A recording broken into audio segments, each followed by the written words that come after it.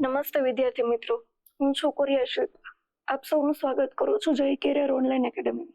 તો મિત્રો, આજનો જે આપણો સેશન છે પીવાયક્યુ સેશન, એમાં આપણે ઘણા અવનવા છે એએમસી પીવાયક્યુ તો જોશું જ, સાથે સાથે જે ટોપિકમાંથી જે ક્વેશ્ચન પૂછાયેલો છે એની પણ આપણે બેઝિક ચર્ચા કરીશું, કે જેથી કરીને આવનારી જે એક્ઝામ છે એમાં કેવા ટાઈપના એમસીક્યુ પૂછાઈ શકે એની પણ સાથે સાથે તૈયારી કરવાની છે.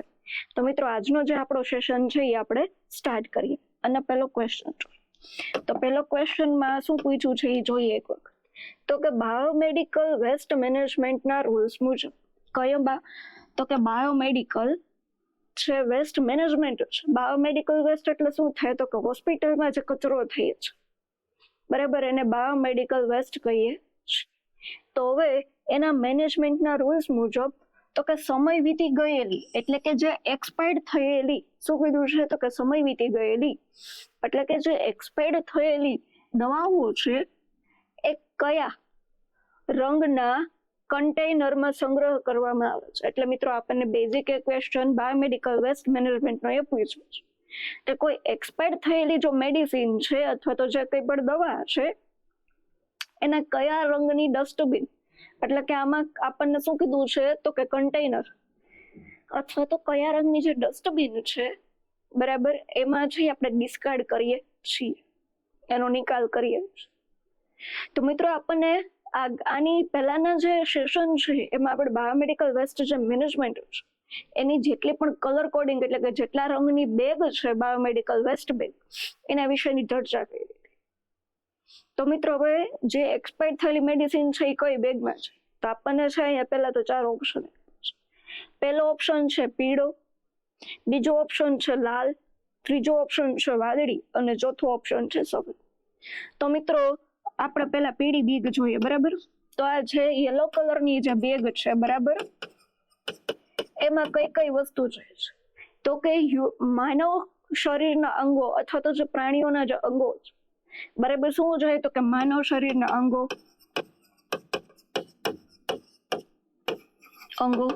પછી એનું જે કંઈ પણ પ્રવાહી છે, બરાબર, માનવ શરીર, એ પણ કેમાં જશે?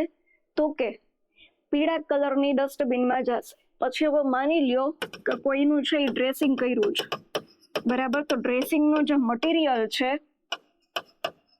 જેમ કે કોટન છે, બરાબર, ગોઝ પીસ છે, પછી એમાંથી નીકળતું પરું છે, તો એ બધું આપણે એનો નિકાલ છે એ કઈ ડસ્ટબિનમાં કરવાનો છે? તો કે પીળા રંગની ડસ્ટબિનમાં કરવાનો છે. પછી હવે જે બાળકનો જન્મ થઈ જાય છે ને એના પછી જે પ્લેસેન્ટા નીકળે છે, શું નીકળે છે? તો કે પ્લેસેન્ટા, બરાબર, પછી ગર્ભનાળ, તો એ બધાનો નિકાલ છે એ કેમાં કરવામાં આવે છે? તો કે પીળા કલરની ડસ્ટબિનમાં કરવામાં આવે છે.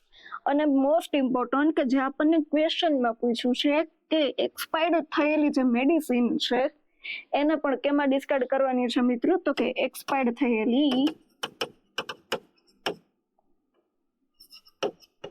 બરાબર, દવા છે એનો પણ નિકાલ કેમાં કરવાનો છે? તો કે યલો કલરની ડસ્ટબિન. પછી મિત્રો, જે બ્લડ છે, જે રસી જે છે એ બધું જે નીકળે છે એને કેમાં નાખવાનું છે? તો કે યલો કલરની બાયોમેડિકલની ડસ્ટબિનમાં નાખવાનું છે, વેસ્ટબિનમાં નાખવાનું છે. તો મિત્રો, આનો સાચો આન્સર શું આવશે? તો કે પીળા કલરની જે વેસ્ટબિન છે એમાં છે આપણે એક્સપાયર્ડ થયેલી દવા છે એ નાખવાની.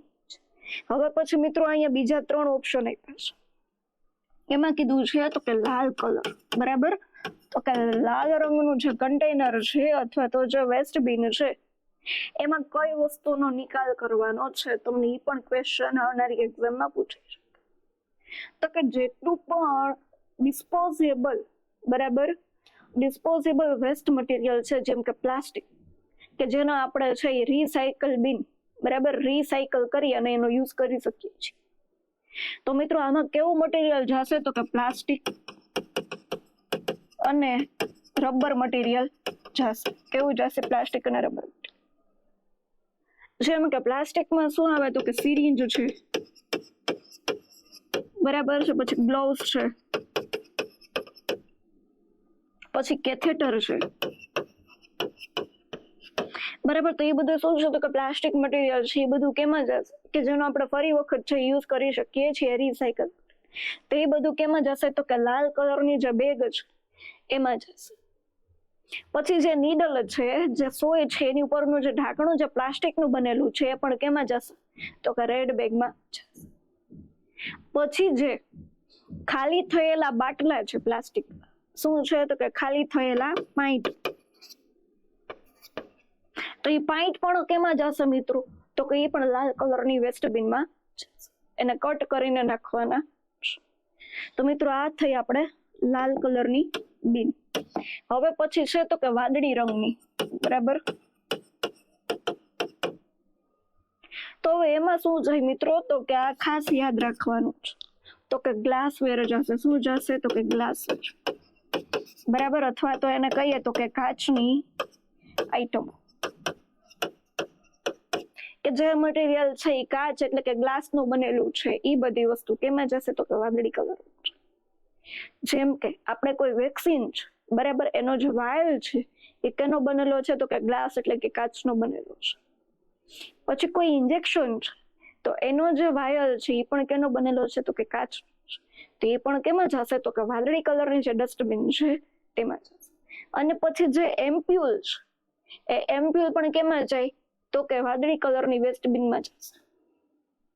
પછી હવે ગ્લાસ પાઇન્ટ આવે 100 ml, બરાબર. 100 ml નો બાટલો આવે છે નાનો આલ્બ્યુમિનનો, એ પણ છે કેમાં આપણે ડિસ્કાર્ડ કરવાનો છે તો કે વાદળી કલરની જે વેસ્ટબિન છે એમાં આપણે ડિસ્કાર્ડ કરવાનો છે. તો શું આવશે તો કે એમ્પ્યુલ, વાયલ અને ગ્લાસ પાઇન્ટ, બરાબર. તો આ બધી વસ્તુઓ છે એ કેમમાં જાય તો કે વાદળી કલરની બિનમાં જશે. પછી મિત્રો તમને ચોથો ઓપ્શન આપ્યો છે અહીંયા કે સફેદ કલર. તો મિત્રો હવે સામૂહિક આરોગ્ય કેન્દ્ર હોય, પ્રાથમિક આરોગ્ય કેન્દ્ર હોય, સબ સેન્ટર હોય કે પછી જ્યાં મમતા દિવસની ઉજવણી થતી હોય અથવા તો હોસ્પિટલ હોય, ત્યાં મિત્રો છે એ આપણે વેક્સિન આપવા માટે સિરિંજ અને નીડલનો તો ઉપયોગ કરીએ છીએ. તો સિરિંજ જે છે જે પ્લાસ્ટિકની બનેલી છે એને આપણે લાલ કલરની બેગમાં નાખીએ છીએ. પણ જે સોય છે કે જેને આપણે નીડલ કહીએ છીએ તો એને કેમાં નાખવાનું છે તો કે જે આ સફેદ કલરનું કન્ટેનર છે, કેવું છે સફેદ કલરનું કન્ટેનર, બરાબર. એ કેવું છે તો કેવી રીતે એક બોક્સ જેવું કન્ટેનર છે, અહીંથી થોડોક ભાગ ખુલ્લો છે. અને કેવું કન્ટેનર કહેવાય બીજા નામે તો કે પંચર પ્રૂફ કન્ટેનર કહેવાય. શું કહેવાય તો કે પંચર પ્રૂફ કન્ટેનર. તો આમાં કઈ વસ્તુ છે તો કે જે સોય છે, બરાબર, જે ધારદાર વસ્તુ છે જેમ કે સોય છે, પછી બ્લેડ છે, બરાબર, કે જે ઓપરેશનમાં કે કોઈનું ડ્રેસિંગ કરતી વખતે જરૂરિયાત પડે છે તો એક વખત વાપરીને પછી જવા દેવાની છે. તો જે ધારદાર વસ્તુ છે એ બધાનો સમાવેશ કેમાં થશે, એ બધાને કેમાં નાખવામાં આવે છે તો કે સફેદ કલરના પંચર પ્રૂફ કન્ટેનરમાં નાખવામાં આવે છે મિત્રો. તો અહીંયા સુધી બધાને ક્લિયર બાયોમેડિકલ વેસ્ટ મેનેજમેન્ટમાં. પછી એક ગ્રીન કલરની બિન પણ હોય છે, કચરાની બેગ હોય છે કે જેમાં જે સિરિંજ છે એનું જે રેપર છે, બરાબર, એ પણ આપણે એમાં નાખવાનું છે. પછી જે પાઇન્ટ ઉપર જે કોથળી ચડાવેલી છે એ પણ આપણે એમાં નાખવાની છે મિત્રો. તો એમાં સૂકો કચરો જશે. તો મિત્રો અહીંયા સુધી છે હું આશા રાખું છું તો તમને સમજો. હવે આપણે નેક્સ્ટ ક્વેશ્ચન જોઈએ મિત્રો. શું પૂછ્યું છે નેક્સ્ટ ક્વેશ્ચન તો કે ક્યુ ફીવર જે છે એનું કારક કોણ છે. ક્યુ ફીવરનું કારક કોણ છે તો હવે ક્યુ ફીવર અહીંયા મિત્રો ક્યુ ફીવર તમને પૂછ્યું છે એના માટે જવાબદાર જીવાણુ કોણ છે. તો મિત્રો આપણને અહીંયા 4 ઓપ્શન આપ્યા છે, 1 by 1 જોઈએ. તો પહેલો ઓપ્શન કીધો છે તો કે પ્રજીવ, બીજો ઓપ્શન કીધો છે તો કે જીવાણુ, ત્રીજો ઓપ્શન કીધો છે તો કે રિકેટ્સિયા અને ચોથો ઓપ્શન કીધો છે તો કે વિષાણુ. વિષાણુ એટલે શું થાય તો કે વાયરસ થશે. તો મિત્રો હવે આપણે આની બેઝિક છે થોડી ઘણી માહિતી મેળવીએ કે ક્યુ ફીવર છે શું, એ કેના દ્વારા થાય છે. તો મિત્રો જે ક્યુ ફીવર છે, કયો ફીવર તો કે ક્યુ ફીવર એ કયા જીવાણુ દ્વારા થાય છે તો કે બેક્ટેરિયા દ્વારા થાય છે. કેના દ્વારા થાય છે તો કે બેક્ટેરિયા દ્વારા. તો કે કયા બેક્ટેરિયા? તો કે કોક્ઝીસેલા બર્નુફ્ટી. બરાબર, કોક્ઝીસેલા બર્નુફ્ટી નામના જે બેક્ટેરિયા છે એના દ્વારા થાય છે અને એને બીજા નામે શું ઓળખાય છે? તો કે રિકેટ્સિયા. બરાબર, આ જે છે એ ક્યુ ફીવર થવા માટેનું કારક છે, એટલે કે જીવાણુ છે કે જેને આપણે બેક્ટેરિયા કહીએ છીએ. તો મિત્રો, જે કોક્ઝીસેલા બર્નુફ્ટી છે એ આના માટે જવાબદાર કારક છે એ બેક્ટેરિયા છે, અને બીજું છે તો કે રિકેટ્સિયા છે. તો હવે જે ક્યુ ફીવર છે એ કેવો રોગ છે? તો કે ઝૂનોટિક ડિઝીઝ છે. કેવો છે? તો કે ઝૂનોટિક. ઝૂનોટિક એટલે શું થાય? તો કે પ્રાણી દ્વારા, પ્રાણીમાંથી છે આ રોગ કેમાં ફેલાશે? તો કે મનુષ્યમાં કેમાં ફેલાય? તો કે મનુષ્યમાં ફેલાય. હવે જે ક્યુ ફીવર છે એ પ્રાણીમાંથી કેમાં ફેલાય છે? તો કે મનુષ્યમાં ફેલાય છે. તો એને આપણે ઝૂનોટિક ડિઝીઝ કહેવાય છે. હવે આના લક્ષણો શું છે? તો કે આના જે લક્ષણો છે એમાં ઊંચો તાવ આવવો, પછી માથું દુખવું, પછી સ્નાયુનો દુખાવો, આ બધા જે લક્ષણો છે બરાબર એ કેમાં જોવા મળે છે? તો કે ક્યુ ફીવરમાં જોવા મળે છે.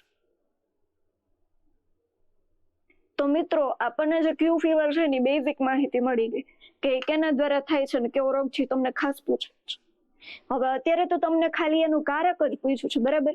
હવે પછી તમને એમ પણ પૂછે કે ક્યુ ફીવર છે એ કયા બેક્ટેરિયા દ્વારા થાય છે. તમને એનું પર્ટિક્યુલર નામ પૂછી દે તો શું આવે? તો કે કોક્ઝીસેલા બર્નુફ્ટી છે. એ કેવો રોગ છે? તો કે વાહકજન્ય રોગ છે, ઝૂનોટિક રોગ છે, પાણીજન્ય રોગ છે કે પ્રદૂષણજન્ય રોગ છે? તો મિત્રો શું આવે એનો આન્સર? તો કે ઝૂનોટિક ડિઝીઝ છે, એટલે કે પ્રાણીમાંથી મનુષ્યમાં ફેલાય છે. તો એ તમારે ખાસ યાદ રાખવાનું છે કે જેમાંથી આવનારી એક્ઝામમાં ક્વેશ્ચન પૂછાવાની શક્યતા છે મિત્રો, તો એ તમે નોટ ડાઉન કરી લેજો. તો મિત્રો, હવે આપણને અહીંયા 4 ઓપ્શન આપ્યા છે, એમાંથી એનો સાચો આન્સર શું છે? તો રિકેટ્સ. આપણે જોયું ને આની સ્ટાર્ટિંગમાં કે કોક્ઝીસેલા બર્નુફ્ટી અને રિકેટ્સિયા છે, તો અહીંયા ઓપ્શન આપણને રિકેટ્સિયા આપેલો છે. તો હવે આપણે નેક્સ્ટ ક્વેશ્ચન છે એમાં આગળ વધીએ. શું કીધું છે મિત્રો? તો કે કોમ્પ્લિમેન્ટ ફિક્સેશન ટેસ્ટનું ઉદાહરણ કયું છે? Complement fixation test. હવે આ ટેસ્ટ છે શું એની આપણને ખબર હોવી જોઈએ ને. તો મિત્રો, જે કોમ્પ્લિમેન્ટ ફિક્સેશન ટેસ્ટ એટલે શું? તો કે આપણા શરીરમાં એન્ટીબોડી આવેલી છે, બરાબર, અને કોઈ બહારથી જીવાણુ આપણા શરીરમાં પ્રવેશે તો એને આપણે એન્ટીજન કહીએ છીએ. હવે જો આપણા શરીરમાં એન્ટીબોડી છે પણ કોઈ પણ રોગનો જે જીવાણુ છે એ આપણા શરીરમાં શું થયો? તો કે પ્રવેશો છે. તો હવે એન્ટીજન અને એન્ટીબોડી બે જોડાય છે. શું થાય છે? તો કે એન્ટીજન અને એન્ટીબોડી બે જોડાય છે, અને પછી એમાં કોઈ એક ઇન્ડિકેટર નાખવામાં આવે.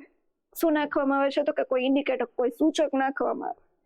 તો જેને કારણે છે એ આપણા રક્તકણ છે એ બ્રેકડાઉન થાય છે. શું થાય છે? તો કે રક્તકણ જે છે રેડ બ્લડ સેલ એનું બ્રેકડાઉન થાય અને હિમોલાઇસિસ થાય છે, તો એને પોઝિટિવ ગણવામાં આવે છે. અને જો સૂચક નાખીએ છીએ એન્ટીજન એન્ટીબોડી જોડાય છે અને જે રક્તકણ છે એ તૂટતા નથી, એટલે કે એનું હિમોલાઇસિસ નથી થતું, તો એને ટેસ્ટ કેવો કહેવાય? તો કે નેગેટિવ કહેવાય. તો આમાં શું ચેક કરવામાં આવે છે? તો કે એન્ટીજન એન્ટીબોડીનું રિએક્શન આપણે ચેક કરીએ છીએ મિત્રો.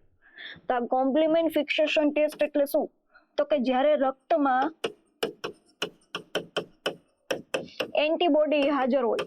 શું હોય? તો કે એન્ટીબોડી હાજર હોય, બરાબર, અને પછી એન્ટીજન છે એ શરીરમાં પ્રવેશે છે,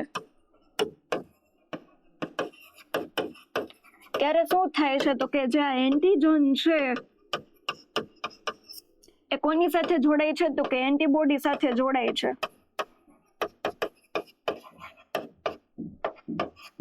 બરાબર એન્ટીબોડી સાથે જોડાય છે.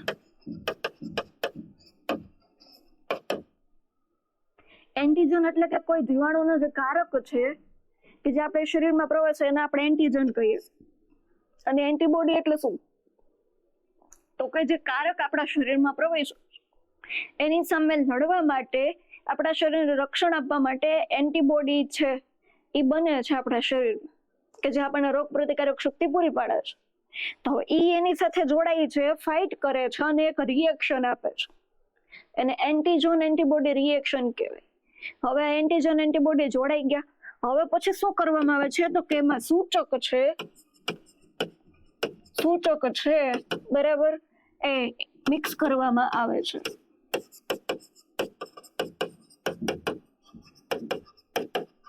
હવે ત્યારે મિત્રો છે જ્યારે સૂચક આપણે નાખીએ છીએ બરાબર ત્યારે બે કન્ડિશન થાય. શું જોવા મળે છે તો કે બે કન્ડિશન જોવા મળે. તો કે એક તો જે રક્તકણ છે એ બ્રેકડાઉન થાય છે બરાબર. રક્તકણ જે છે આપણા રેડ બ્લડ સેલ એ બ્રેકડાઉન થાય એટલે કે તૂટે છે અને શું થાય છે તો કે હિમોલાઇસિસ થાય છે. શું થાય? હિમોલાઇસિસ. અને હવે એન્ટીજન એન્ટીબોડી મળ્યા છે પણ આપણે એક ઇન્ડિકેટર નાખ્યું છે એટલે કે એક સૂચક નાખ્યું છે. તો હવે એનું રિએક્શન આપણે ચેક કરવું છે તો જે રક્તકણ છે બરાબર એ શું થાય તો કે બ્રેકડાઉન નથી થતા. તો એમાં હિમોલાઇસિસ થતું નથી.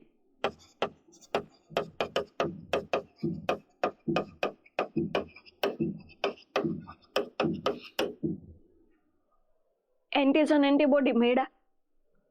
માની લો કે જે જીવાણુઓ છે જેનો કારક છે એ અંદર પ્રવેશ્યો છે એન્ટીજન. હવે એને મેચ એન્ટીબોડી છે એ મળી ગયું છે, એની સાથે એ જોડાઈ ગયું છે એટલે એ ફિક્સ થઈ ગયું બરાબર. એન્ટીજન ને એન્ટીબોડી બે જોડાઈને ફિક્સ થઈ. હવે પછી અમે એક સૂચક નાખવામાં આવે બરાબર. એક સૂચક નાખીએ છીએ, એક કેમિકલ જેવો આપણે નાખીએ છીએ કે જેના કારણે એક રિએક્શન આવે કે આપણે ટેસ્ટ પોઝિટિવ છે કે ટેસ્ટ નેગેટિવ છે એ જાણવા માટે. માની લો કે હવે આપણે અહીંયા સૂચક નાખ્યું, એને મિક્સ કરી દીધું બરાબર. હવે એના બે પરિણામ આવે છે. કેટલા? તો કે બે પરિણામ. પહેલું પરિણામમાં શું છે તો કે રક્તકણ જે છે એ આપણે તૂટે છે ને એના કારણે હિમોલાઇસિસ જોવા મળે છે. આ પહેલી કન્ડિશન. બીજી કન્ડિશન શું થાય તો કે એન્ટીજન એન્ટીબોડી જોડાયા તો છે બરાબર છે પણ એમાં જે સૂચક નાખ્યું છે એના કારણે રક્તકણ છે એ તૂટતા નથી, હિમોલાઇસિસ નથી. હવે જો હિમોલાઇસિસ થાય છે મિત્રો બરાબર, હિમોલાઇસિસ થાય તો આ ટેસ્ટ કેવો કહેવાય તો કે પોઝિટિવ ટેસ્ટ કહેવાય. શું કહેવાય? પોઝિટિવ. અને જો મિત્રો આ હિમોલાઇસિસ નથી થતું તો એને કેવો ટેસ્ટ કહેવાશે તો કે નેગેટિવ બરાબર. મિત્રો આ બે પરિણામ છે એ ખાસ યાદ રાખવાના છે. જો હિમોલાઇસિસ થાય તો ટેસ્ટ કેવો થાય? પોઝિટિવ. અને જો હિમોલાઇસિસ નથી થતું તો એને શું કહેવાય તો કે ટેસ્ટ નેગેટિવ છે. તો હવે આપણને પૂછ્યું છે કે કોમ્પ્લિમેન્ટ ફિક્સેશન ટેસ્ટનું ઉદાહરણ કયું છે તો કે આ કયા રોગના નિદાન માટે વપરાય છે. તો હમણાં જ આપણે આ જે ક્વેશ્ચન છે એની પેલા ક્યુ ફીવર જોયો હતો. તો ક્યુ ફીવર છે, પછી બ્રુસેલોસિસ છે, એના માટે જે નિદાન કરવા માટે જે ટેસ્ટ વપરાય છે મિત્રો એને કહેવાય કોમ્પ્લિમેન્ટ ફિક્સેશન ટેસ્ટ. અને એનું ઉદાહરણ છે તો કે વોશરમેન ટેસ્ટ.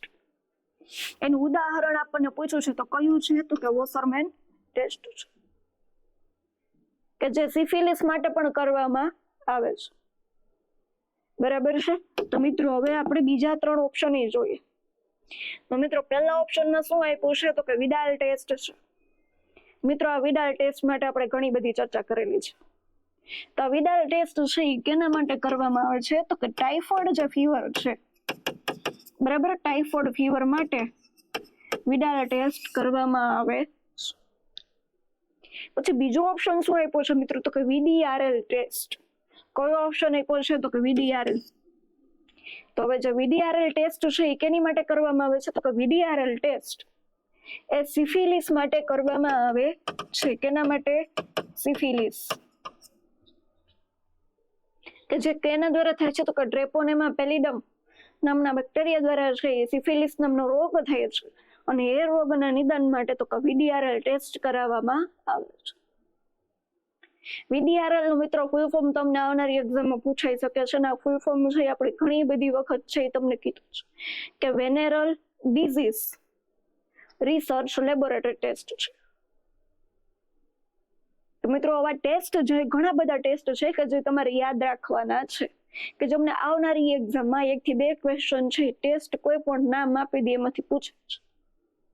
કાં તો તમને એમ આપી દે કે ટાઇફોઇડના નિદાન માટે કયો ટેસ્ટ કરવામાં આવે છે અથવા તો વિડાલ ટેસ્ટ છે એ કયા રોગના નિદાન માટે કરવામાં આવે. 2 કન્ડિશન બને મિત્રોની.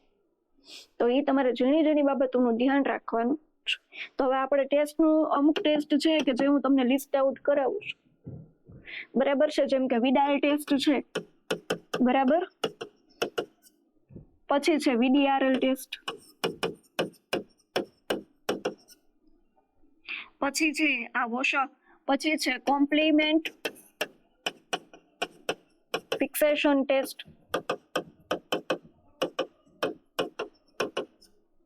પછી છે મોન્ટોક્સ ટેસ્ટ, હીફ ટેસ્ટ, બરાબર છે. તો આ રોગના નિદાન માટે કરવામાં આવતા બધા ટેસ્ટ છે. પછી છે વેસ્ટર્ન બ્લોટ ટેસ્ટ, બરાબર. તો હવે કેના માટે થાય છે એનું આપણે થોડુંક છે એ ચર્ચા કરીએ.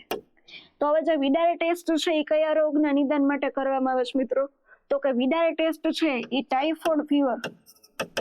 કયો ફીવર? તો કે ટાઇફોઇડ ફીવર. પછી VDRL ટેસ્ટ છે તો એ કેના માટે કરવામાં આવે છે? તો કે સિફિલિસ માટે.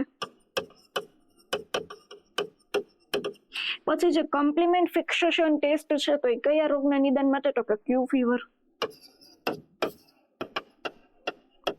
પછી છે મોન્ટોક્સ ટેસ્ટ છે, બરાબર, કે જે કેના નિદાન માટે કરવામાં આવે છે? તો કે TB.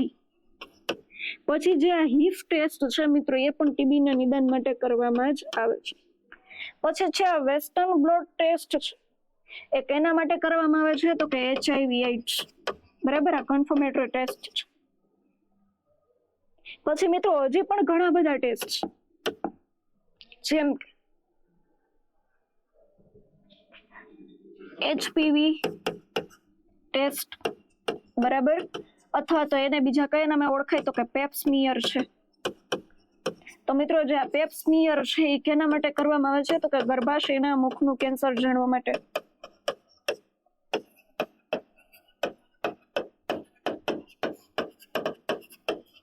તો મિત્રો આવી રીતે જે બેઝિક જે ટેસ્ટ છે એ તમને આવડવા જોઈએ કે જેમાંથી તમને કોઈ એની પાછળ લોજિક નથી. સિમ્પલી તમે યાદ રાખીને 1 માર્ક છે ઈઝીલી મેળવી શકો છો. આ કાંઈ અઘરું નથી, સાવ સહેલું છે.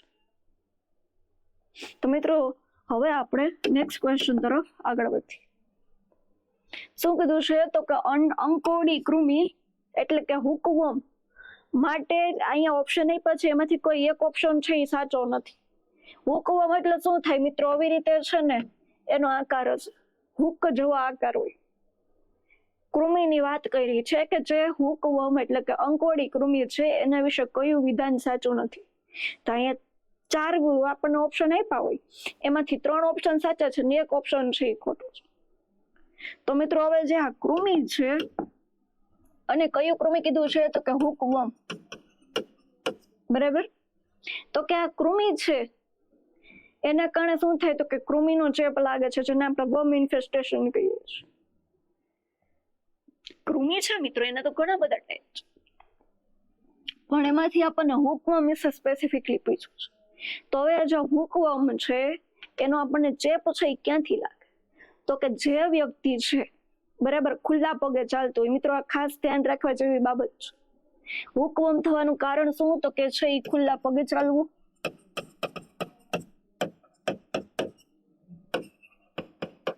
પછી ટોયલેટ ગયા પછી એટલે કે શૌચાલયનો ઉપયોગ કર્યા પછી હાથ જો સરખી રીતે ધોવામાં ન આવે, બરાબર, તો એના કારણે પણ હુકવર્મ છે એ પ્રોબ્લેમ જોવા મળે છે, હુકવર્મ થાય છે. ક્યારે? તો કે શૌચાલય ગયા પછી હાથ ન ધોવા. પછી જે ખોરાક છે, બરાબર, આપણે કોઈ પણ ખોરાક રાંધીએ છીએ તો એને રાંધતા પહેલા એ જે શાકભાજી છે, જે ફળ છે, એને સરખી રીતે ધોવા અને હાથને પણ સરખી રીતે ધોવાના. તો મિત્રો આ જે કારણ છે એના કારણે છે એ હુકવમ છે એ વધારે જોવા મળે છે, એનો ચેપ છે એ વધારે જોવા મળે. કે જે વ્યક્તિ છે એ ખુલ્લા મેદાનમાં અથવા તો માટીવાળી જગ્યાએ છે એ ખુલ્લા પગે ચાલતું, તો કે જે પગની પેની છે, કે જે પગનું તળિયું છે, ત્યાંથી છે એ કૃમિ છે એ અંદર એન્ટર થઈ છે શરીર અને આપણા લોહીમાં આવે છે, લોહીમાંથી હૃદય અને ફેફસામાં જાય છે. પછી હવે જે આ કૃમિ આપણા શરીરમાં આવી ગયા, હવે એ શું કરે તો કે આપણા જ શરીરમાં એક પરોપજીવી તરીકે રહે છે અને આપણા જ શરીરમાં જે કંઈ પણ આપણે ખોરાક ખાઈએ છીએ એમાંથી પોષણ મેળવે છે. એ પોષણ મેળવે ને એને જ સંખ્યામાં વધારો કરે પાછો. એ પરાવલંબી છે કે આપણી ઉપર ડિપેન્ડ થયેલા છે. હવે આપણે જે પોષક તત્વો ખાધા છે એ પોષક તત્વો એ લઈ લે છે, પોતાના માટે વાપરી લે. એટલે આપણા શરીરમાં તો પોષક તત્વો લઈએ છીએ છતાં પણ આપણા શરીરમાં એની ઉણપ જોવા મળે. તો જે વ્યક્તિને કૃમિ હશે એ વ્યક્તિને ખાસ કરીને શું જોવા મળે છે તો કે એનિમિયા જોવા મળે. શું જોવા મળે તો કે એનિમિયા જોવા મળે. પછી કુપોષણ જોવા મળે, જેમ કે વજન ઓછું હોવું, પછી પેટમાં દુખે. આ છે મેન 3 એના લક્ષણો જોવા મળે છે. હવે મિત્રો જે આ કૃમિ છે એ સામાન્ય રીતે છે એ મનુષ્યના પાચન તંત્રમાં રહે છે અને પાચન તંત્રમાં એ ખાસ કરીને ક્યાં ખબર, નાના આંતરડામાં છે આ કૃમિ છે એ રહે છે. તો મિત્રો નાના આંતરડામાં તો આખા ગામનું પાચન થઈ છે, જરૂરી પોષક તત્વો તો ત્યાં જાય છે. તો ત્યાંથી શું કરે છે એ પોતે લઈ લેશે અને આપણને કઈ મળશે નહીં. જેના કારણે જે વ્યક્તિને કૃમિ હશે એને એનિમિયા જોવા મળશે, એનું વજન ઓછું થશે, એ ખાય છે, એને ભૂખ પણ લાગે છે, પણ જે ગણ કરવું જોઈએ એ થતું નથી. એનું વજન કેવો થશે તો કે ઓછું થશે. પછી પેટમાં દુખાવો મળે છે, જોવા મળે છે. પછી જીવનો તાવ જોવા મળે છે. તો મિત્રો આ એના લક્ષણો છે. પછી આ ચેપ છે એ નાના બાળકમાં પણ જોવા મળે છે, સ્ત્રી અને પુરુષ બંનેમાં જોવા મળે છે. તો હવે આના માટે નિદાન શું છે એનું તો કે આનું આ છે એ ખાસ કરીને ક્યાં જોવા મળે છે તો કે નાના આંતરડામાં જોવા મળે છે, એના પોલાણમાં રહી. તો હવે જે મળ છે એમાં પણ એના જે કણ છે એ જોવા મળશે. મળમાં પણ, કેમ કે નાના આંતરડામાંથી ખોરાક પાચન થઈને મોટા આંતરડામાં આવે ને પછી શરીરની બહાર છે એ મળ સ્વરૂપે નકામા કચરા તરીકે નીકળે છે. તો હવે જે મળ છે એનું છે એ ટેસ્ટ કરવામાં આવે છે, કે જેને આપણે સ્ટૂલ ટેસ્ટ કહીએ છીએ, કે જેમાંથી છે એ આપણે એના સ્પેસિમેન શોધીએ છીએ.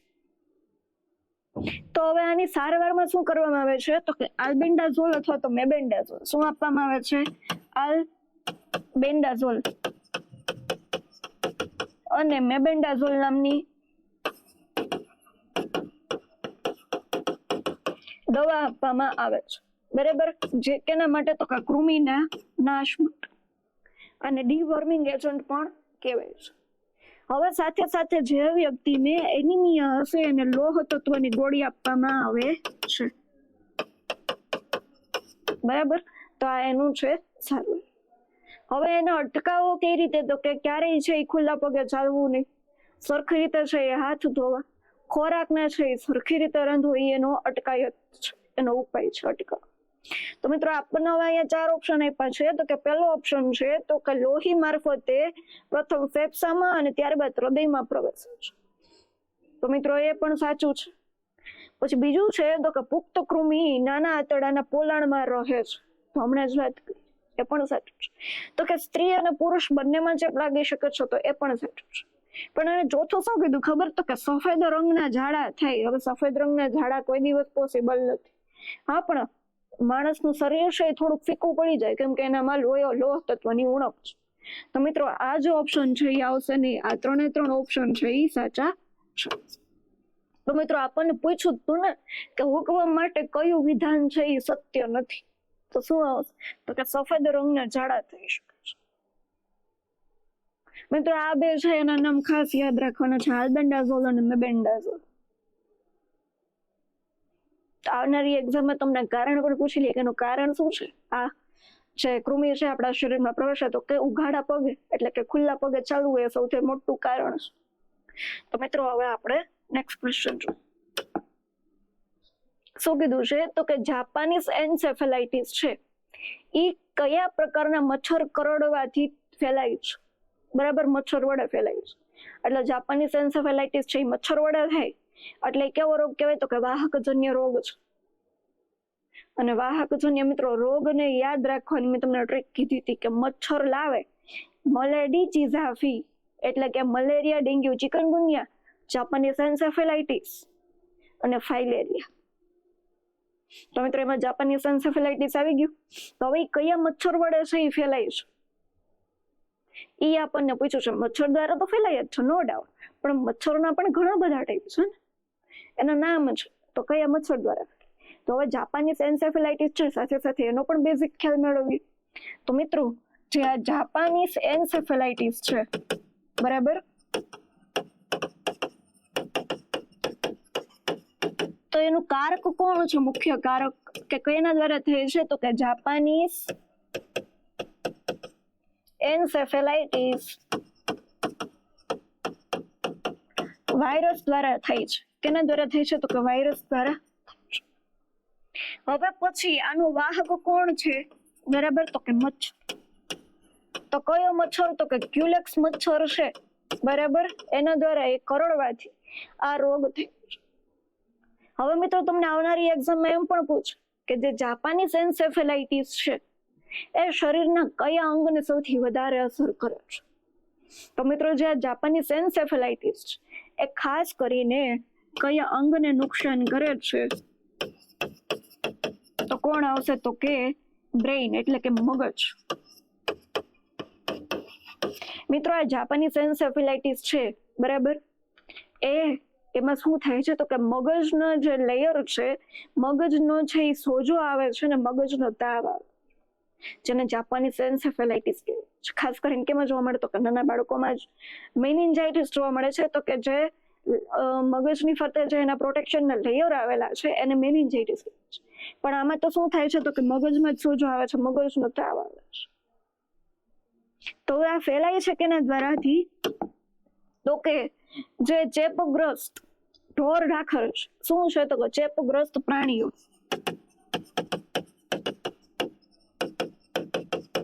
જેમ કે ગાય છે, ભેંસ, ઘેટા, બરાબર, એના જે ચેપગ્રસ્ત પ્રાણીઓ છે એના પછી જ્યારે એની ડિલિવરી થતી હોય અને એનું પ્લેસેન્ટા છૂટું પડે છે એના કારણે પણ.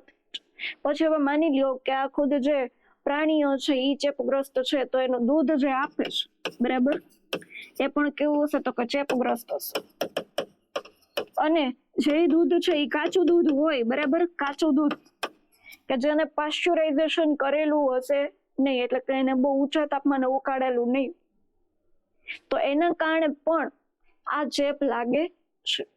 તો મિત્રો આનો ફેલાવો સમજાણો. હવે પછી છે આના લક્ષણો. તો કે શું લક્ષણો જોવા મળે છે? તો કે ઊંચો તાવ આવવો, પછી ગરદન છે એ અકળાઈ જવી, બરાબર, સ્નાયુનો દુખાવો, માથાનો દુખાવો, પછી ઘણા કેસોમાં છે આંચકી આવે,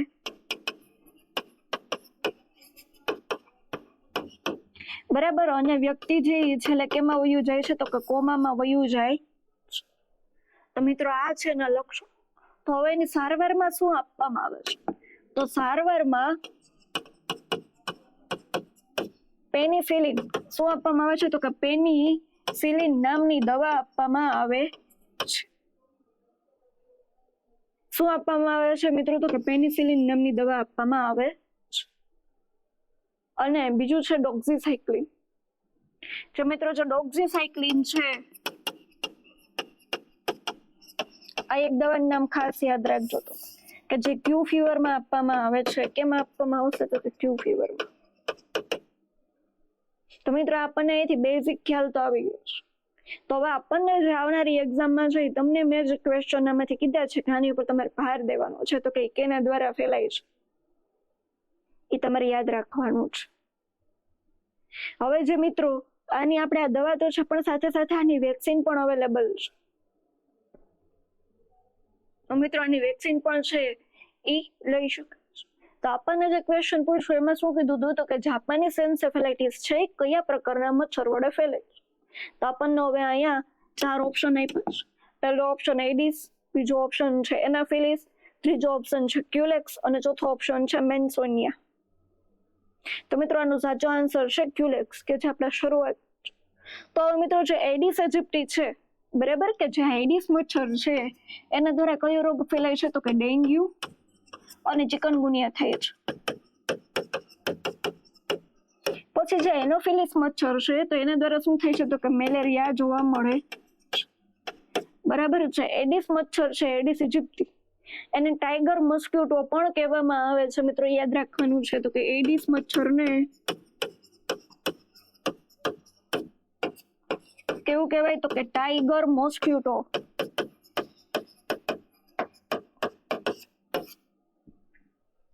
આ પૂછાય છે મિત્રો, આ ઇમ્પોર્ટન્ટ છે કેમ કે એ મચ્છર છે જેવી રીતે ટાઈગર એટલે કે વાઘ તો કે એના શરીર ઉપર જે સફેદ અને બ્લેક કલરના જે પટ્ટા જોવા મળે છે સેમ એવી જ પેટર્નના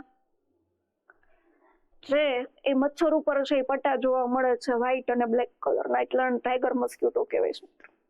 તો હવે આપણે નેક્સ્ટ ક્વેશ્ચન જોઈએ. શું કીધું છે તો કે બેસિલસ ફેરિક્સ નો ઉપયોગ કયા મચ્છરના પોરાનો નાશ કરવા માટે થાય છે.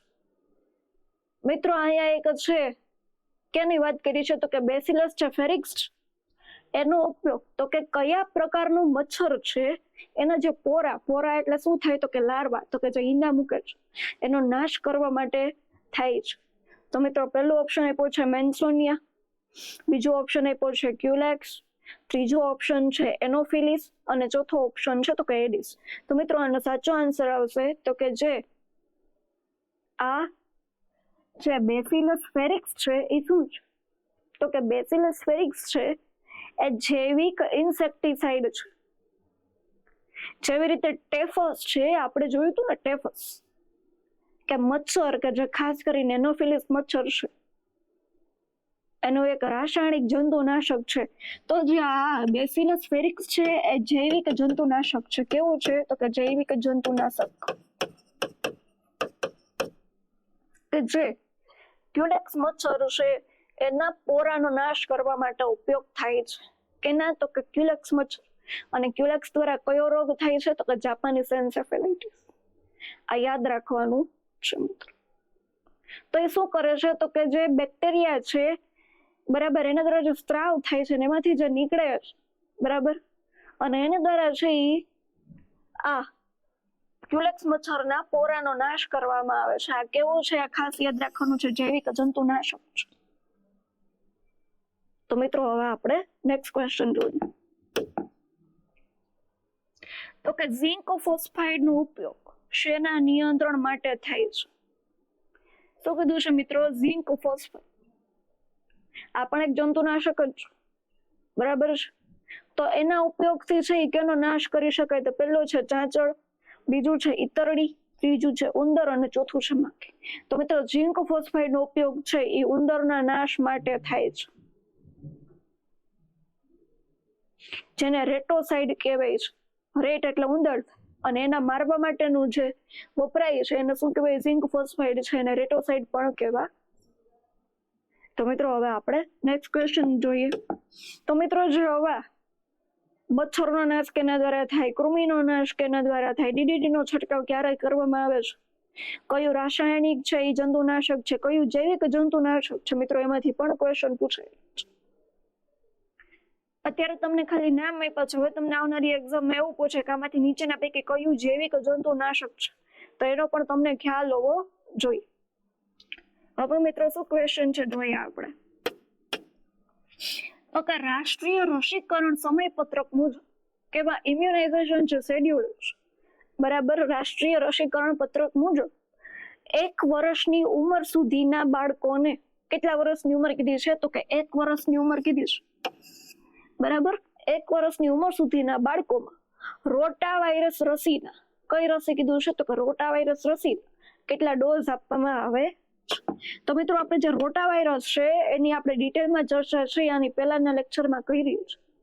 તો જે કંઈ પણ વિદ્યાર્થી મિત્રોને આગળના સેશન જોવાના બાકી હોય તો જોઈ લેજો. તો મિત્રો જે રોટા વાયરસ છે, બરાબર, રોટા વાયરસ એ કેવી વેક્સિન છે? તો કે જીવંત વેક્સિન છે. કેવી છે? જીવંત વેક્સિન છે, એટલે કે લાઈવ વેક્સિન છે. તો કે કેના સામે રક્ષણ આપે છે? તો કે જે રોટા વાયરસ છે એના કારણે જે ડાયરિયા જોવા મળે છે, બરાબર, તો ડાયરિયા સામે રક્ષણ આપે છે, એને થતા અટકાવે છે, બરાબર. હવે જે આ વેક્સિન છે, જે આ રસી છે, એ કયા માર્ગ દ્વારા અપાય છે? તો કે ઓરલ રૂટ દ્વારા અપાય છે, બરાબર. હવે આનો ડોઝ કેટલો છે? તો કે 5 ડ્રોપ આપવાના છે, તો કે 5 ટીપા. તો કેટલા ml થાય? તો કે 0.5 ml થશે. હવે આ જે રોટા વાયરસની જે વેક્સિન છે એના કેટલા ડોઝ છે? તો મિત્રો એના છે ટોટલ 3 ડોઝ છે. કઈ ઉંમરે અપાશે?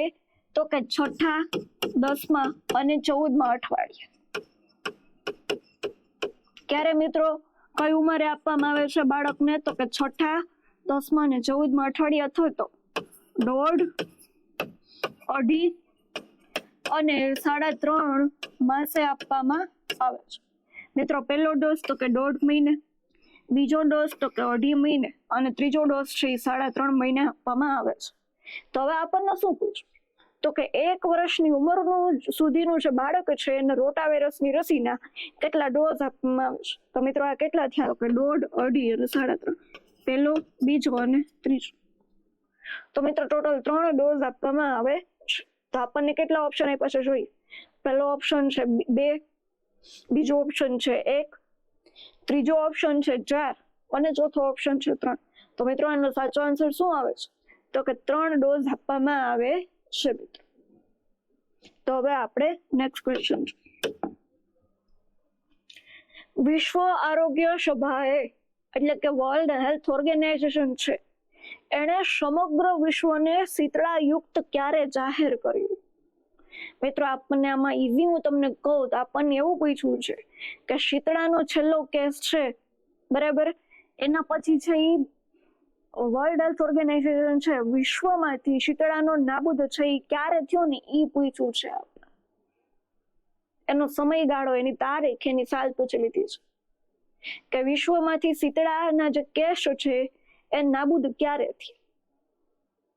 તો મિત્રો હવે શીતળા શું છે એની પહેલા તો આપણે થોડીક માહિતી જાણી લઈએ, એના પછી આપણે આના આન્સર તરફ જઈએ.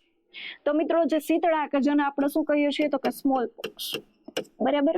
હવે એ કયા કારક દ્વારા થાય છે? તો કે આ કેવો રોગ છે? તો કે વાયરસજન્ય રોગ છે, બરાબર. તો કે કયો વાયરસ? તો કે વેરિયોલા વાયરસ. વેરિયોલા વાયરસ દ્વારા છે આ સ્મોલ પોક્સ થઈ છે. હવે જે આ સ્મોલ પોક્સ છે એનો ફેલાવો કોના દ્વારા થાય છે? તો મિત્રો જે સ્મોલ પોક્સ છે એનો ફેલાવો કે જે ચેપગ્રસ્ત વ્યક્તિ છે એ જો છીંક ખાય છે અને એના જે કણ છે, એના જે ડ્રોપ છે એ હવામાં ફેલાય છે, એના કારણે એક વ્યક્તિમાંથી બીજી વ્યક્તિમાં રોગ ફેલાય છે. તો મિત્રો હવે આના લક્ષણો શું છે? તો કે આના લક્ષણોમાં ઊંચો તાવ આવવો, પછી માથાનો દુખાવો, પછી સ્નાયુનો દુખાવો, પછી મિત્રો ખાસ આનું લક્ષણ છે કે શરીર ઉપર છે એ ફોડલીઓ પડવી. શું જોવા મળે છે? તો કે રેસિસ, એટલે કે ફોડલીઓ જોવા મળે છે. તો કે આનો જે ઇન્ફેક્શન લાગે છે, જે ચેપ લાગે છે, એના 2 થી 3 દિવસમાં પહેલા ક્યાં જોવા મળે છે? તો કે ચહેરા ઉપર છે એ રેસિસ જોવા મળે છે. પછી હવે પહેલા છે ચહેરા ઉપર આવ્યા, એટલે કે ફેસ ઉપર આવ્યા, પછી ધીમે ધીમે છે એ આખા શરીરમાં છે એ ફોડલીઓ જોવા મળે છે અને એ ફોડલીઓ પાકી જાય છે, પછી એની પોપડી ખરવા માંડે છે.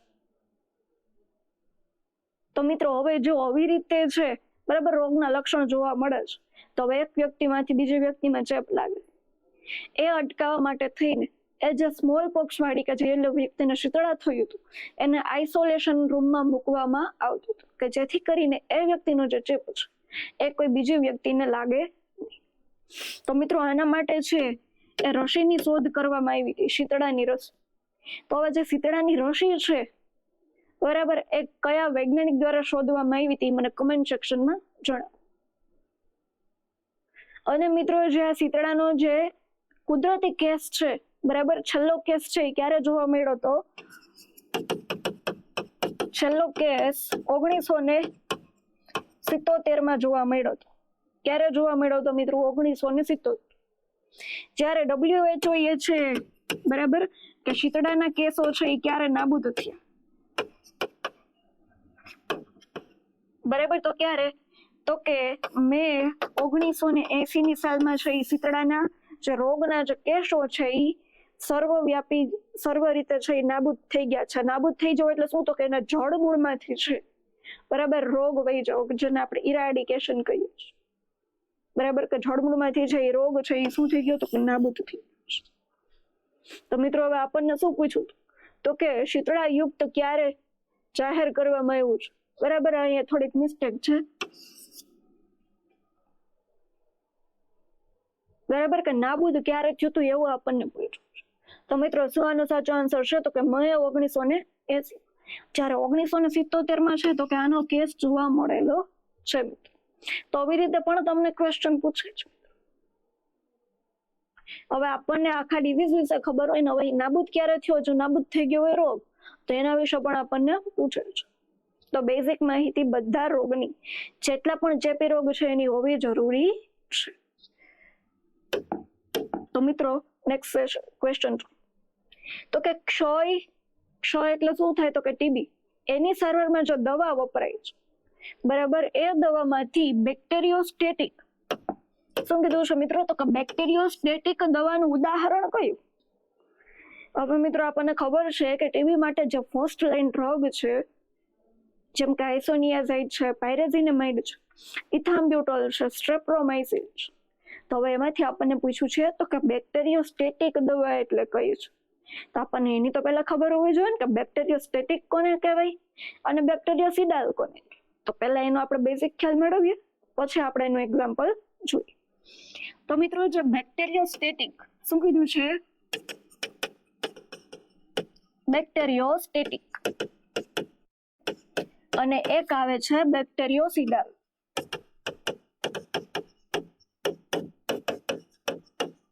તો મિત્રો બેક્ટેરિયોસ્ટેટિક એટલે શું થાય? તો કે જે ટીબી ના જે બેક્ટેરિયા છે, બેક્ટેરિયાની વૃદ્ધિને સ્ટોપ કરે છે. શું કરે છે? તો કે બેક્ટેરિયાની વૃદ્ધિને અટકાવે છે. જ્યારે બેક્ટેરિયોસિડાલ શું કામ કરે છે એ દવા? તો કે જે ટીબી ના જે બેક્ટેરિયા છે એનો સંપૂર્ણપણે નાશ કરે છે. નાશ કરે એટલે શું થાય? તો કે કિલ કરે છે. હવે મિત્રો આ બેમાં કન્ફ્યુઝન થઈ બરાબર. હવે કઈ રીતે યાદ રાખવું હું તમને શોર્ટ કહું. હવે વૃદ્ધિને અટકાવે એટલે શું કરે? તો કે સ્ટોપ કરે બરાબર. સ્ટોપ ઉપરથી શું યાદ રાખવાનું? તો કે સ્ટેટિક. શું યાદ રાખશો? તો કે સ્ટેટિક. સ્ટેટિક એટલે શું થાય? તો કે એમાં સ્ટોપ થાય. તો કે શું? તો કે બેક્ટેરિયાની વૃદ્ધિ બરાબર. અહીંયા આવી ગયું ને બેક્ટેરિયોસ્ટેટિક. પછી હવે બેક્ટેરિયોસિડાલ, અહીંયા સિડાલ આવ્યું બરાબર. તો હવે નાશ એટલે શું થાય? તો કે કિલ કરે છે બરાબર. કિલ ઉપરથી શું યાદ રાખવાનું? તો કે સિડાલ. સરળ રીતે યાદ રહી જાય એવું છે. બેમાંથી એક તમારે યાદ રાખવાનું. સ્ટોપ એટલે સ્ટેટિક થઈ બરાબર, કે જે વૃદ્ધિને અટકાવે છે. તો હવે એના એક્ઝામ્પલ શું છે? તો કે બેક્ટેરિયોસ્ટેટિક જે દવા છે બરાબર કે એન્ડ છે, તો એનું એક્ઝામ્પલ છે ઇથામ્બ્યુટોલ બરાબર. ખાલી તમે આ એક યાદ રાખશો ને તો બાકીની જે વધી ને દવા એ બધી કેમાં આવે? તો કે બેક્ટેરિયોસિડાલમાં આવશે. તો મિત્રો જે બેક્ટેરિયોસ્ટેટિક જે દવા છે એનું એક્ઝામ્પલ શું છે? તો કે ઇથામ્બ્યુટોલ બરાબર. તો હવે આપણને અહીંયા 4 ઓપ્શન આપ્યા છે. પહેલો ઓપ્શન છે રિફામ્પિસિન, બીજો ઓપ્શન છે ઇથામ્બ્યુટોલ, ત્રીજો ઓપ્શન છે આઇસોનિયાઝાઇડ અને ચોથો ઓપ્શન છે પાયરેઝિનામાઇડ. તો મિત્રો જે આ રિફામ્પિસિન છે, પછી આઇસોનિયાઝાઇડ છે અને પાયરેઝિનામાઇડ છે, એ બધી કેવી છે તો કે બેક્ટેરિયોસિડાલ ડ્રગ છે કે જે બેક્ટેરિયાનો શું કરે છે તો કે નાશ કરે છે. પણ જ્યારે આ ઇથામ્બ્યુટોલ છે એ બેક્ટેરિયાની વૃદ્ધિને અટકાવે છે. તો મિત્રો આ તમને ટ્રીક યાદ રહી, તો એવી રીતે તમારે યાદ રાખવાનું છે. તો હવે આપણે આના નેક્સ્ટ ક્વેશ્ચન તરફ જઈએ. ખોરાક ઝેરના કેસોમાં, બરાબર, એટલે કે ફૂડ પોઈઝનિંગ જે થાય છે, બરાબર, એવા કેસોમાં કયા બેક્ટેરિયા છે એ સૌથી વધુ મૃત્યુનું પ્રમાણ જોવા મળે છે? એટલે કે જે ફૂડ પોઈઝનિંગ થાય છે એમાં કેવા બેક્ટેરિયા છે કે જે જવાબદાર છે, જેના કારણે લોકોનું મૃત્યુ પણ થાય છે ફૂડ પોઈઝનિંગ, બરાબર? તેમાં ઓપ્શન આપ્યા છે. પહેલો ઓપ્શન છે તો કે સ્ટેફિલોકોકસ ઓરિયસ, બીજો ઓપ્શન છે સાલ્મોનેલા, ત્રીજો ઓપ્શન છે ક્લોસ્ટ્રીડિયમ બોટુલિનમ અને ચોથો ઓપ્શન છે તો કે બી સિરિયસ. તો મિત્રો જે ફૂડ પોઈઝનિંગ થાય છે એના માટે જો મોસ્ટ કોમન બેક્ટેરિયા જવાબદાર હોય તો એ કોણ છે તો કે સ્ટેફાઇલોકોકસ ઓરિયસ, કે જેના કારણે જો ફૂડ પોઈઝનિંગ થાય તો કે ખોરાકમાં ઝેર ઉત્પન્ન થાય છે. કે હવે જે આ સ્ટેફાઇલોકોકસ ઓરિયસ છે બેક્ટેરિયા છે ને એ આપણા શરીરમાં જશે, પછી ત્યાં અંદર જઈ અને ટોક્સિન ઉત્પન્ન કરે છે, અને ટોક્સિન ઉત્પન્ન કરે છે કે જે આપણા શરીરમાં ફેલાય છે, ઝેર ફેલાય છે અને જેના કારણે વ્યક્તિ મૃત્યુ પામે છે. તો મિત્રો મોસ્ટ કોમન એ છે. પછી છે સાલ્મોનેલા. તો હવે જો સાલ્મોનેલા છે એના દ્વારા કયો રોગ થાય તો કે ટાઇફોઇડ. આમાં વ્યક્તિ છે એ મૃત્યુ થતું નથી. પછી જે ક્લોસ્ટ્રીડિયમ બોટુલિનમ છે એ સૌથી ગંભીર છે એ ટોક્સિન છે, બરાબર? તો કે સૌથી ગંભીર ટોક્સિન છે અને જેના કારણે ગંભીર બીમારી થાય છે. પછી શું છે તો કે બી સિરિયસ, બરાબર, બેસિલસ સિરિયસ.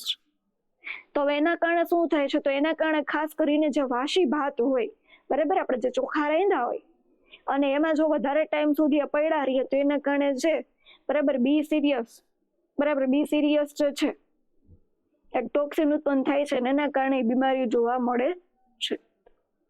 તો હવે આપણે નેક્સ્ટ ક્વેશ્ચન શું કીધું છે તો કે ભારતમાં હૃદય રોગ માટે જવાબદાર પરિબળ કયા છે? મિત્રો હૃદય રોગ છે તેમાં હૃદય છે એની અંદર જે નળીઓ આવેલી છે એમાં છે ચરબીનું પળ જામી જાય છે, પછી હૃદય છે એ ઘણી વખત કામ કરતું બંધ થઈ જાય છે, હૃદય રોગમાં હુમલો આવી જાય છે. તો હવે એ બધું છે એનું પરિબળ શું છે? રિસ્ક ફેક્ટર એટલે કે એના પરિબળ શું છે કે કેના કારણે છે એનું જોખમ વધારે છે. તો મિત્રો પહેલો ઓપ્શન આપ્યો છે તો કે લોહીનું ઊંચું દબાણ, બીજો ઓપ્શન આપ્યો છે તો કે ડાયાબિટીસ, ત્રીજો ઓપ્શન આપ્યો છે તો કે એ અને બી બંને, અને ચોથો ઓપ્શન આપ્યો છે તો કે એક પણ નહીં. આ તો કઈ ના આવે, એવું તો બને જ નહીં કે આમાંથી કોઈ ન હોય. તો હવે મિત્રો જે હૃદય રોગ છે એ ખાસ કરીને ક્યારે છે તો કે જ્યારે જે વ્યક્તિનું જે બ્લડ પ્રેશર છે એ વધારે હોય, કે જેને આપણે હાઈપર ટેન્શન કહીએ છીએ. કેટલાથી વધારે તો કે 140/છે એ 90 થી જ્યારે વધારે છે, બરાબર, બીપી હોય, જેને આપણે શું કહીએ છીએ હાઇપરટેન્શન કહીએ, જેને આપણી શું કહેવાય તો કે લોહીનું ઊંચું દબાણ આનાથી વધી જાય છે. પછી શું કીધું છે તો કે ડાયાબિટીસ. હવે જે વ્યક્તિને લોહીનું ઊંચું દબાણ હોય અને ડાયાબિટીસ હોય, બરાબર, એ બંનેમાં છે આ હૃદય રોગનો છે, હૃદય રોગ માટે જવાબદાર છે. તો મિત્રો એનો સાચો આન્સર આવે છે તો કે લોહીનું ઊંચું દબાણ અને ડાયાબિટીસ વાળી વ્યક્તિમાં લોહીનું જે ઊંચું દબાણ છે અને ડાયાબિટીસ વાળી જે વ્યક્તિ છે એમાં આ હૃદય રોગ જવાબદાર થવાની શક્યતા છે. તો મિત્રો હવે આપણે નેક્સ્ટ ક્વેશ્ચન તો કે ગ્રુપ એ હિમોલાઇટિક સ્ટ્રેપ્ટોકોકાઈ. શું કીધું છે અહીં એક બેક્ટેરિયાનું નામ આપ્યું છે તો કે ગ્રુપ એ હિમોલાઇટિક સ્ટ્રેપ્ટોકોકાઈ જે બેક્ટેરિયા છે એના વડે હૃદય ઉપર થતી અસર શું છે? બેક્ટેરિયાનું નામ આપ્યું અને એને પૂછી લીધું ગ્રુપ એ હિમોલાઇટિક સ્ટ્રેપ્ટોકોકસ નામના જે બેક્ટેરિયા છે. હવે એ બેક્ટેરિયા શરીરમાં પ્રવેશે છે અને ચેપ લાગે છે એના કારણે હૃદય ઉપર શું અસર જોવા મળે? તો મિત્રો હવે આની થોડીક આપણે બેઝિકમાં માહિતી મેળવી. હવે જ્યારે આ ગ્રુપ એ હિમોલાઇટિક જે સ્ટ્રેપ્ટોકોકસ બેક્ટેરિયા છે એ આપણા શરીરમાં પ્રવેશે છે અને એના કારણે ચેપ લાગે છે. તો કે ક્યાંનો ચેપ? તો કે ગળાનો ચેપ. બરાબર, ગળાનો ચેપ આ પહેલો ચેપ લાગે છે. પછી શું થાય છે? તો કે મિત્રો હવે આ ચેપને છે કે આપણે સરખી રીતે છે જો સારવાર આપીએ તો કઈ પ્રોબ્લેમ નથી, પરંતુ જ્યારે ગળામાં જે ચેપ લાગ્યો છે આ બેક્ટેરિયાના કારણે અને આ ચેપની સારવાર કરવામાં ન આવે તો હવે આ ચેપ છે બરાબર એ લોહીમાં ભળે છે અને પછી હૃદય જે છે ક્યાં? તો કે જે હૃદય છે બરાબર આનો ચેપ લાગે છે અને પછી છે એ ફીવર આવે છે બરાબર, અને સારવાર કરવામાં ન આવે તો ફીવર આવે છે વધારે પ્રમાણમાં અને પછી એ છે એ લાંબા ગાળે હૃદય સુધી જ્યારે પહોંચે છે. અહીંયા શું કીધું? તો કે જો આને સારવાર આપવામાં ન આવે તો એના કારણે કયો ફીવર જોવા મળે છે? તો કે રૂમેટિક. બરાબર, રૂમેટિક ફીવર જોવા મળે છે. હવે આ રૂમેટિક ફીવર છે એ કેમાં બદલે છે? આ બીજો ચેપ લાગે છે બરાબર, અને રૂમેટિક હાર્ટ ડિઝીઝ જોવા મળે છે. રૂમેટિક હાર્ટ ડિઝીઝ બરાબર. શું કીધું? તો કે પેલો જ્યારે ચેપ લાગે છે ગળાનો ચેપ એને સારવાર કરવામાં નથી આવતી તો શું થાય છે? તો કે રૂમેટિક ફીવર જોવા મળે છે. અને રૂમેટિક ફીવર ને જો લાંબા ગાળા સુધી રહે છે તો પછી કોને અસર કરે છે? તો કે હાર્ટને અસર કરે છે.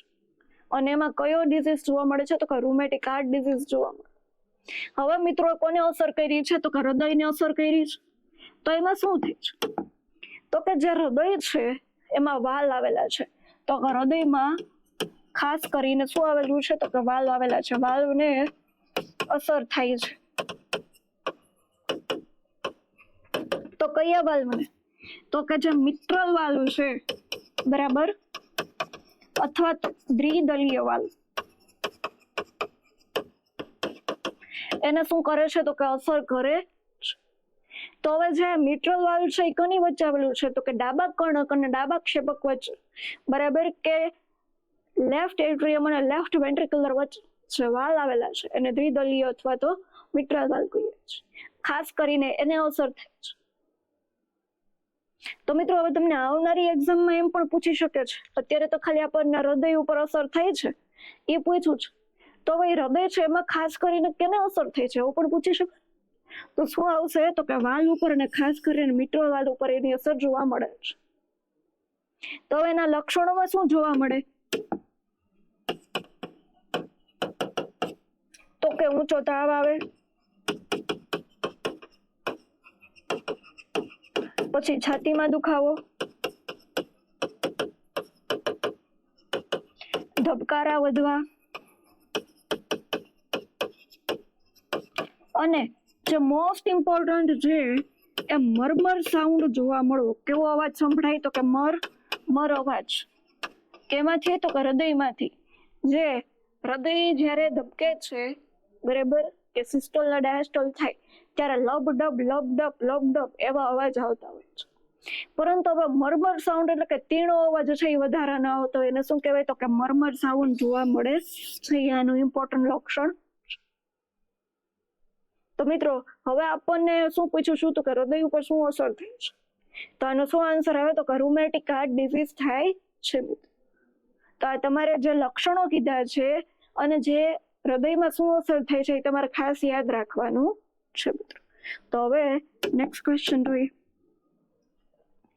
શું કીધું છે? તો કે ગર્ભાશયના મુખના કેન્સરનું કારણ શું છે? મિત્રો ગર્ભાશય જે છે એની નીચે ગર્ભાશયનું મુખ આવેલું છે બરાબર, અને શું પૂછ્યું છે? તો કે એનું કેન્સર, ગર્ભાશયના મુખનું જે કેન્સર છે એ થવા માટેનું કારણ શું છે? તો મિત્રો સૌથી પહેલા તો એ ખ્યાલ હોવો જોઈએ કે જે ગર્ભાશયનું મુખનું કેન્સર છે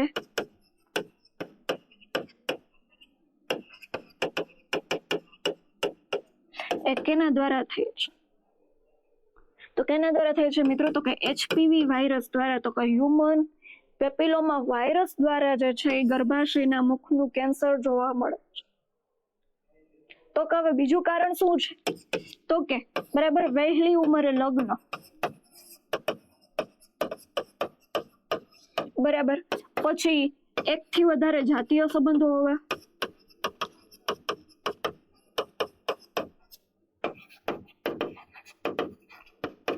પછી જે શારીરિક સ્વચ્છતા છે, બરાબર, જે જાતીય ઊંઘ છે એની જે સ્વચ્છતા હોવી જોઈએ એ છે નહીં.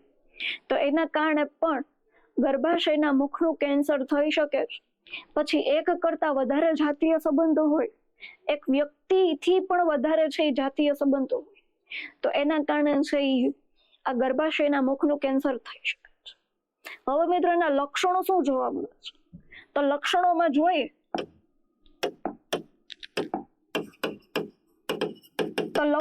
જોઈએ બરાબર, તો કે છે એ માસિક ધર્મ પછી વચ્ચે વચ્ચે રક્તસ્રાવ જોવા મળે છે.